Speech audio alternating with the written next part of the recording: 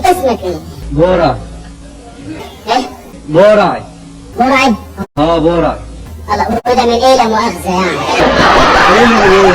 يعني حساسية يعني ولا زعل؟ يعني انت زعلان سمعت لقيت نفسك برعي ولا سحلية عدت في رقبتك وانت نايم؟ لا اله الا الله. ما تاكلش سمك ولا غيره.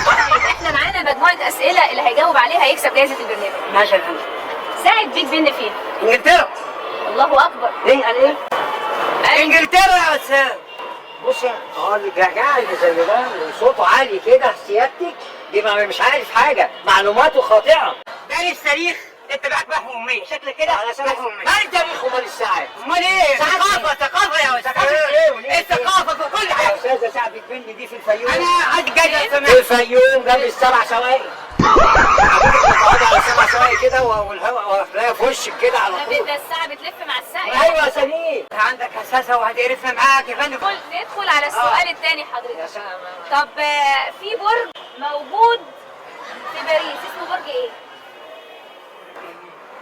برج ايفن. برج ايه؟ برج ايفن. ايفن؟ برج ايفل. برج ايفل. ايوه. يعني برج ايفل.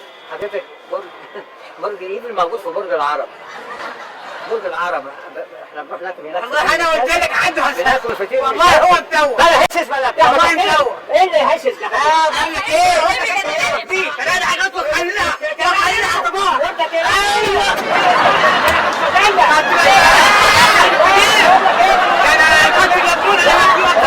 ما تخليش يا جماعه عليا. يا جماعه عايزه اكمل الحلقه والنبي. ثانيه سمحت يا استاذه. خير انتوا كمان. معلش انا هعطلك ساعدينا بس.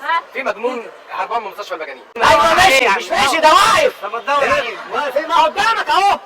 انت عندك حساسيه. مش ولا حساسيه اهو. شوف تخيل الساعه بتبني موجوده فين؟ يعني وانت مالك؟ يقول لي في الفيوم. ايه التخلف؟ عند السبع سواقي. انا الفيوم المشهوره بالكتاكيت. انا في منتهى العقل. والله انا في منتهى العقل. بتحلف؟ ما تصدقوش انا عاقل جدا. هم هيجنوني من غير جنان يا ولاد. انا عاقل جدا والله. ساعة بتبني فين؟ كنت بتخيل. ساعة بتبني فين؟ عمالي يعني طب ساعة انا مش مجنون. لا انا عاقل جدا والله. قدامك انا عاقل. حضرتك عايزه اكمل الحلقه. انا عاقل. بقول لك ايه يا حبيبي؟